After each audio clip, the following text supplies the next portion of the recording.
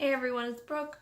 Welcome back to my channel. Today I'm going to be doing what's going to be a long video, so just prepare for that. And it is going to discuss the entire Grisha Verse. So all of the books, the main books, so the Grisha trilogy, the Six of Crows duology, and This Beast, King of Scars by Leigh Bardugo. I am going to be talking about these things in depth, so spoilers will abound about every book. So if that is something you're concerned about, please watch this at a later date. I want to talk about King of Scars because I just finished this week. And I want to have a discussion about it, but I feel like I can't have a good discussion about it unless I talk about my experiences with the Grisha Verse and how I feel like the books work together as like a cohesive story, and my feelings about all of them because it's complicated. But if you don't want to listen to any of that and you just want to know if I liked King of Scars, the answer is I loved King of Scars. It is what I imagine right now going to be my favorite book of the year. So let's get into the Grisha trilogy. I read Shadow and Bone the year it came out, I believe 2013. Listened to it on audio and I didn't love it and I didn't continue on the series. I decided in 2017, after hearing about all of the praise that the Six of Crows duology was getting, which was bonkers in to me, to try again. And so I did read the whole trilogy and I ended up giving them ratings between 2 and 3 stars. Didn't love it. Had some serious problems with it, shown by the fact that it still took me another year to get to Six of Crows. I think the Grisha trilogy is very much YA of its time. It is, I think, Leigh's her most YA books. I don't think anyone would argue with that. I think they were written in a time when 21st century YA, the very beginning part of the 21st century up until about 2015-ish, that period of YA was very much sort of, I feel like, a transition and a reaction, and trying to find its own voice in what it wanted to do and be. And so some of those books written in that time aren't the most well written. They're not things that I think are going to hold up over time. And I feel like a lot of them are very reactionary to the big successes of that period. So, you know, your Hunger Games, your Divergence, your Twilight series. I could make an argument that Shadow and Bone and the whole Grisha trilogy really feels like a response to those things. Done in the ways that books were being written at the time. Mostly my biggest problems with the Grisha trilogy is that I think the world building is significantly lacking. I think the pacing is not great, and Leigh's writing is nowhere near where it is today. And so there's just it's just not super well done, although I think there are some good ideas there. I think the Darkling potentially could have been like a super amazing villain, but I don't think he ever lived up to his potential, and I don't think he was used enough.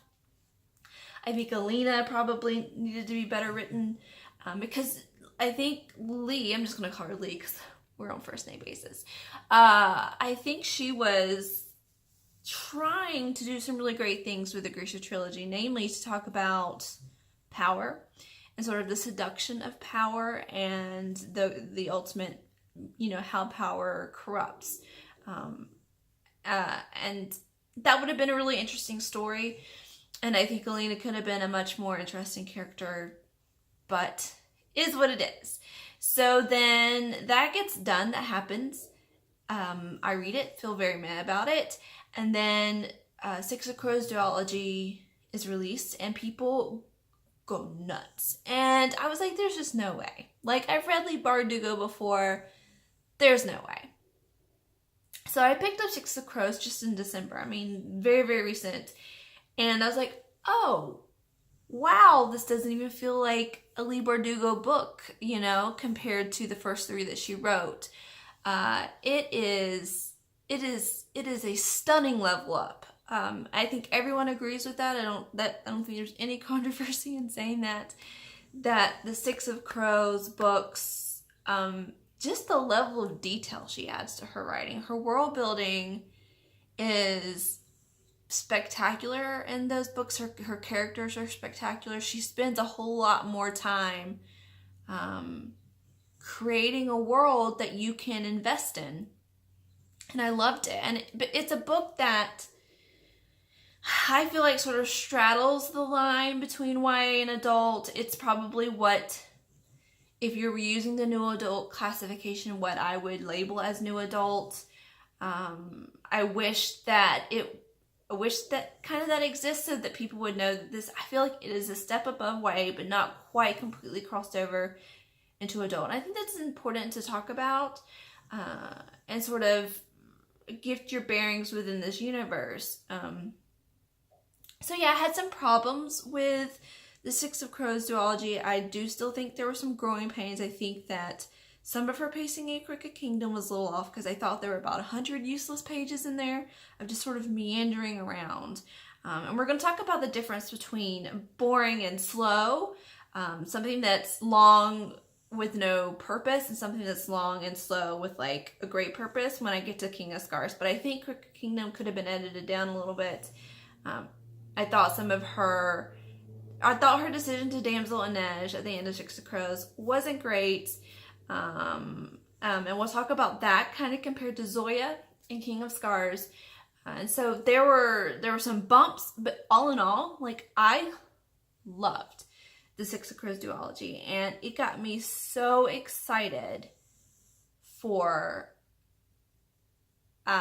King of Scars. Like, I'm literally wearing a No Mourners, No Funeral shirt right now. That's how excited. Literally right now, the Illuminate special edition box for King of Scars is on its way to my house. So I really, really loved it. I just think that Six of Crows she hadn't fully gotten there. But I can't even say that I thought that she was going to ever level up from there, because that was such a huge glow up that I thought maybe this is where she would be and she would write books with flaws, but that I really, truly loved. And then I read King of Scars, and in my opinion, King of Scars is on just a whole nother plane of existence. It is like, how did she improve so much between each series that she writes? Like, what is she doing? But I think that's a controversial take, because I need to talk about this in bigger context. So King of Scars just came out. I've been reading reviews from people, and it's getting a whole lot of mixed emotions. Like, there are some people who really actively disliked this. I think a lot of people are giving it 3 stars. And then there's the contingent of us that are like, this is a 5-star book and it's amazing, and like, don't fight me about it. Because I have to say this is adult. I can't even begin to imagine this being actually even in the realm of young adult, and yet it's still being marketed as young adult, which I think is a really problematic thing. And I'm not behind the scenes in that decision-making process, surprise. But I think part of it is that Leigh's audience has always sort of been YA, right? Like, that's where she lives, and so they're gonna continue to make her live there. But her writing is not there anymore. And I think that's going to be problematic when you tell someone to expect a YA novel from Lee now, and she's really not writing a young adult novel. And there are differences between something young adult and adult. There just are. And I feel like it's a disservice to the audience to Leigh Bardugo sort of mismarket it in this way. And I think there's a lot of sexism in it, because I've seen a lot of stuff going around lately talking about how like a lot of YA women authors like maybe should actually be considered writing adult stuff, but we have this idea that adult fantasy is only written by men, and so we automatically peg women fantasy writers as YA authors, and that's an interesting conversation. I think some of that is bleeding in here into how anyone in any stretch of the imagination would think that King of Scars is young adult. It's not. It's not.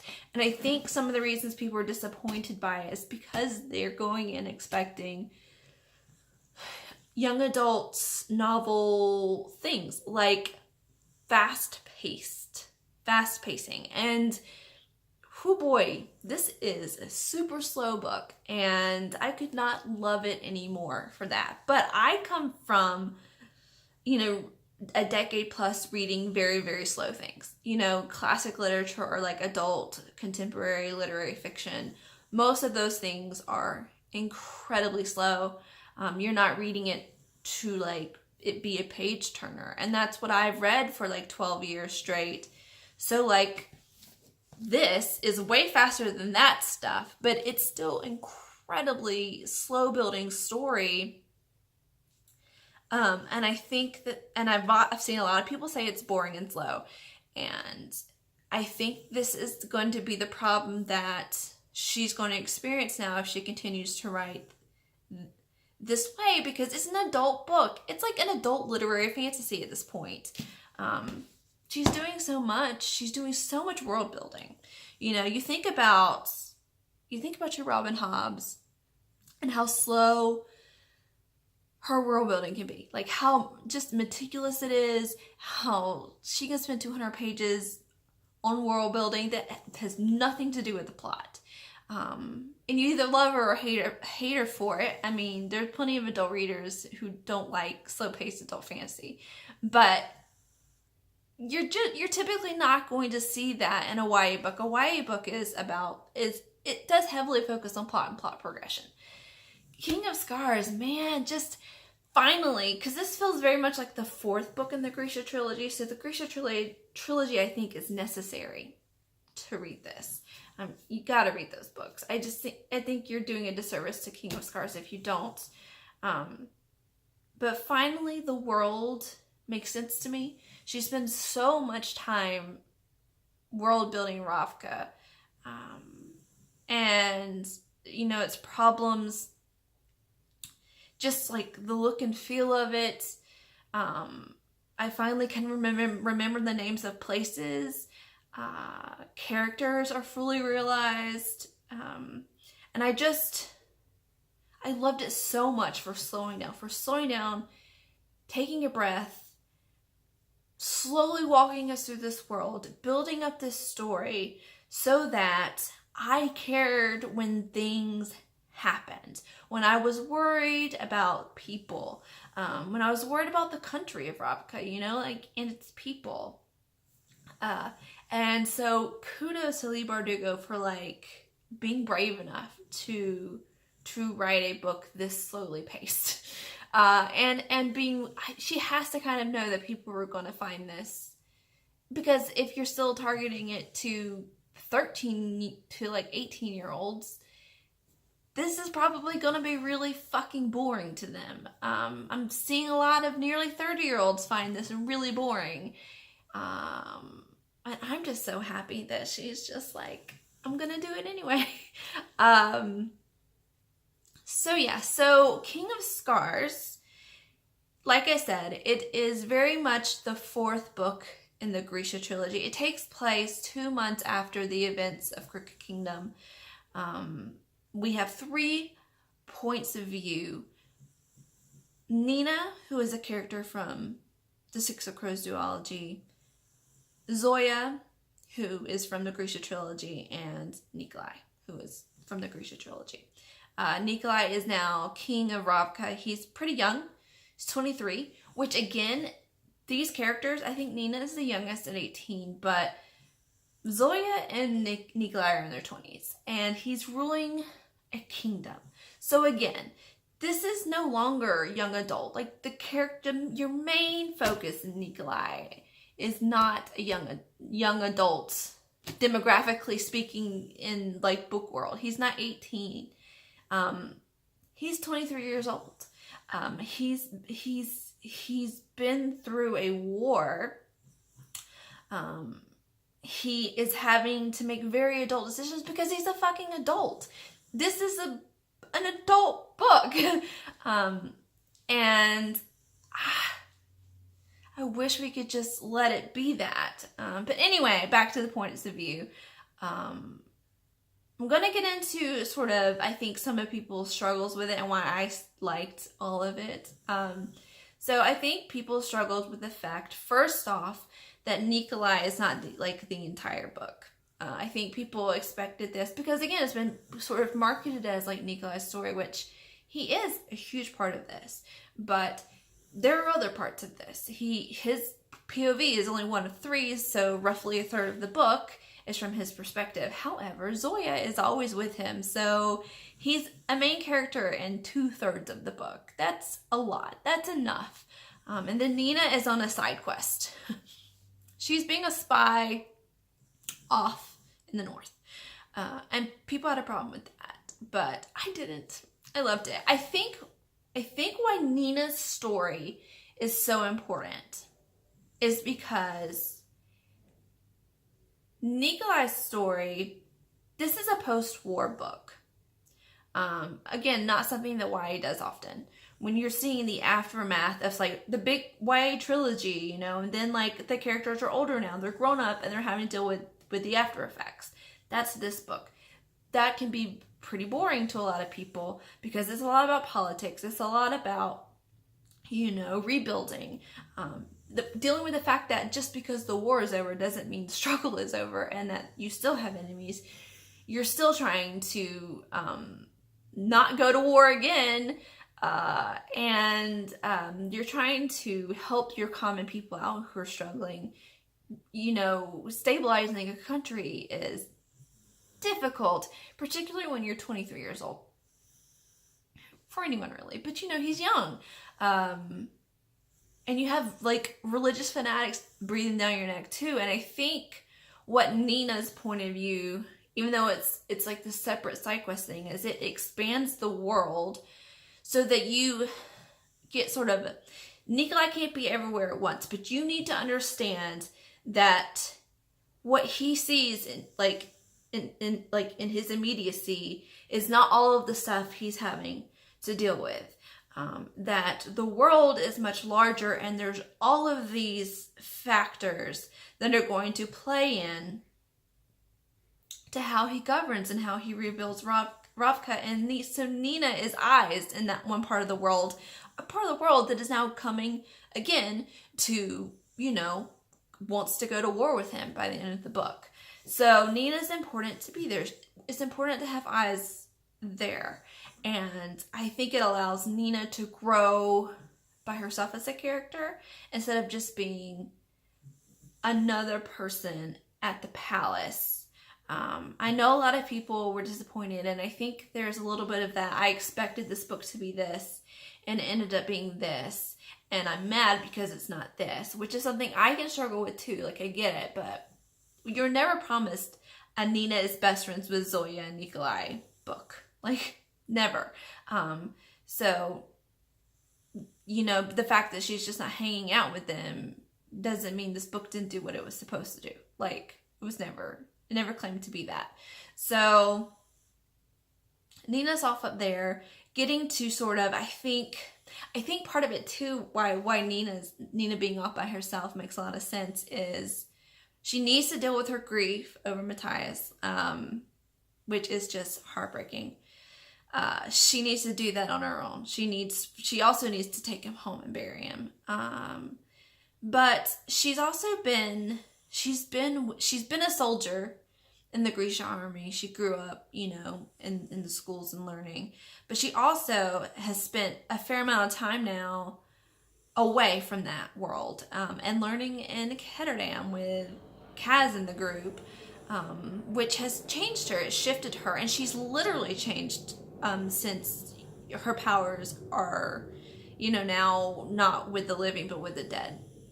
And I think Nina's trying to find her place, and I think having her off doing her own thing, going on her own journey, makes so much sense. And I didn't find any of her parts boring. I found them different. I thought they were a little bit tonally different, paced a little bit differently, and so I get why it can feel a bit disjointed and why some people struggled with them. And I think if you struggled with them, then this book would have been more difficult for certain.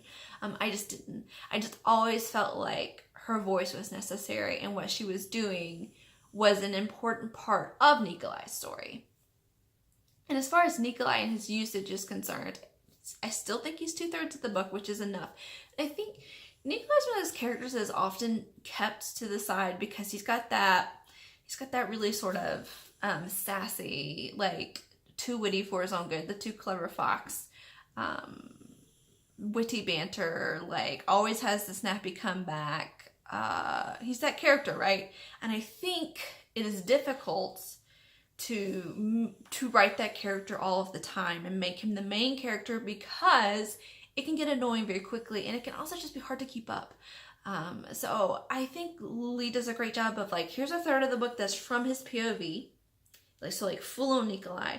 Here's the second point of view, Zoya, in which, so we get him from someone else's perspective. So you get a little bit more of his snappy banter in there, because you got to have Zoya rolling her eyes at him, like, multiple times, right? Because you gotta.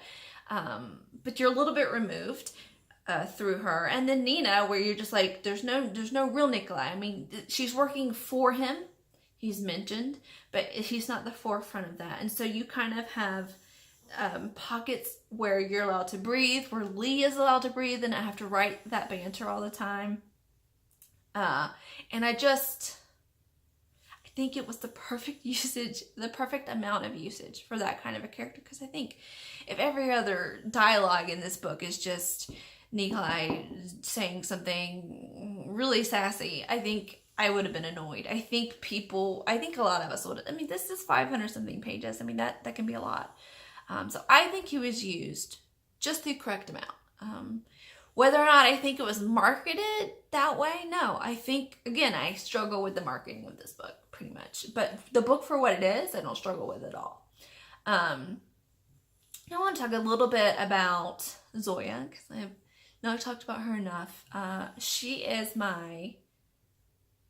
my new favorite? Probably. I love Zoya. Zoya is, and I'm going to get into the shipping of Zoya and Nikolai here too, because I can't talk about this without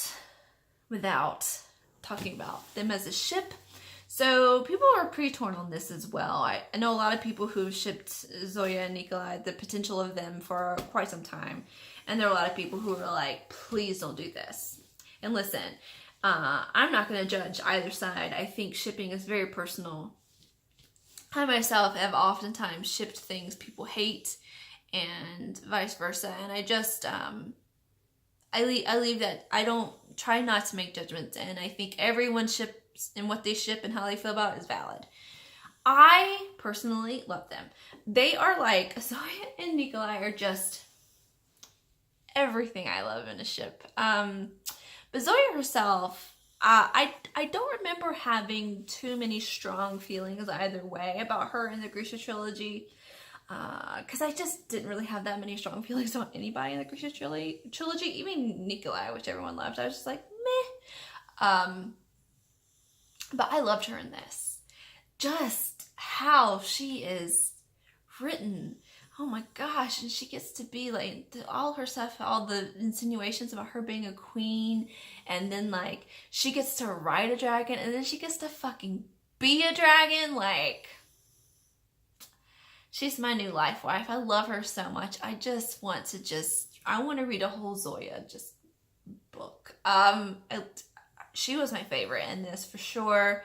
And I want to talk about how I think people could be like, oh, well, they sort of damseled Zoya at times. So if you had a problem with Inej, but I don't think Zoya's ever truly damseled here. Part of my problem with the Inej decision was that I just didn't believe that the actual people who took her would have ever been able to keep her. I think Inej, the fact that she couldn't get out of the situation without being rescued by Kaz, to me, made it bad. So she does that escape attempt, but it ends up being thwarted because they know she's going to do it, and she's not successful, which, I don't know, I just think those dudes weren't smart enough for all that business. Like, I just cannot imagine Inej, as she was written on the page, as this, like, silent, deadly wraith, not being able to get out without Kaz needing to come and rescue her. So, with Zoya, I think Leigh Bardugo fixes it because, you know, the first time she sort of damseled is when the shoe soldier, like, lifts her off her horse and takes her up into the air. First off, that is a real foe. That is a foe that she really can't fight well because they're so overpowered because they're on the drug. So that makes it better. I think also she's fighting like hell, and she basically does save herself, and like Nikolai's part in that, he becomes like the monster. So he's not even like human Nikolai doing that. So I think it's just different, and I think it's also there to show that putting Zoya in danger is Nikolai's trigger with the monster, because and also keeps him human during those moments too. Because he loves her. He does, I'm sorry. We all know this at this point. Nikolai is just so soft for Zoya, and that's great. And it's done again when Elizaveta, the saint, in order to help Nikolai call the beast and then withdraw from the beast, endangers Zoya. And also Zoya learns how to escape that herself over time. So I just don't think I think it's very different. And I think it's done really well versus what happened with Inej. But yeah, so like Zoya is my queen.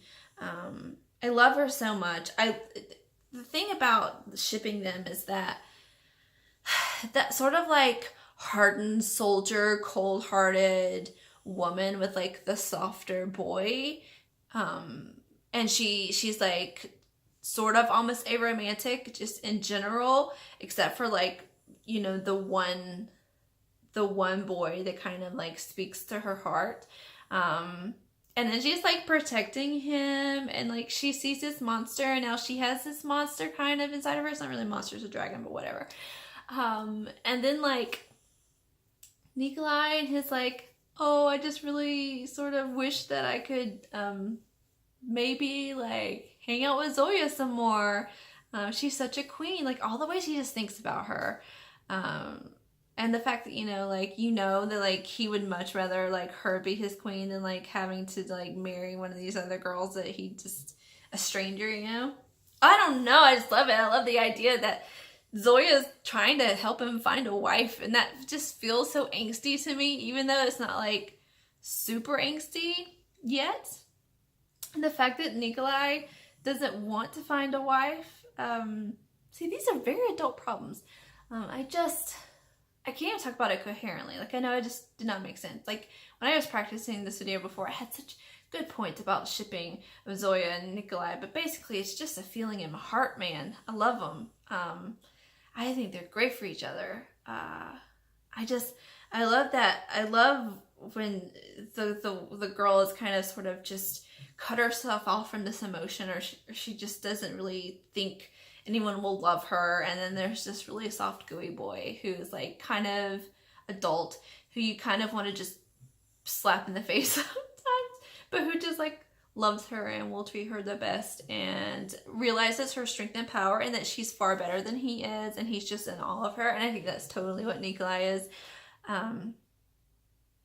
I loved all, like, the first scene, you know, when he's like the monster, which is like straight out of a horror movie. He's like this monster, and she's the one that like calls him back, and then like they're sneaking back into the castle, and they pretending to like have been out on like this drunken sexy times thing, and so everyone thinks that Zoya's sleeping with him, and she thinks about why she just give in to that and just let it be a thing, you know, it won't matter at the end of the day. And like her having to lock him up at night. So always being the first and the last thing he sees in his days, and how he like loves that and he wants her to just sit there and talk to him. Got me in my feels. All right. I am now going to talk about the end of King of Scars, which I think is another pretty contentious point. It's actually a contentious point to me. So I gave this book 5 stars, but it's one of those things, like, at the end of Six of Crows, I was like, you know, the Inej thing, I need to see how they handle it in Crooked Kingdom. I think the ending of this, I need to see how it's handled in the second book, because I don't know how to feel about it. I don't like that. And my gut tells me not to like that the Darkling is back. And it'll depend on what Lee does with him. Really will. I was sort of glad he was gone. I wanted this to be a little bit more grounded in the realities of this current world and not trying to go back to an old villain. I don't know. We'll see. I trust Lee at this point with her writing to do something interesting, but I'm still worried. I don't know that this is the direction I would have wanted this book to go in. It's not. But again, I'm trying not to hold this book to expectations that wasn't promised. So we'll see. We'll see how it goes.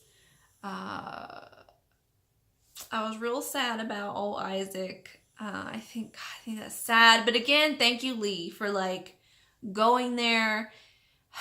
Thank you thank you for making Zoya a dragon.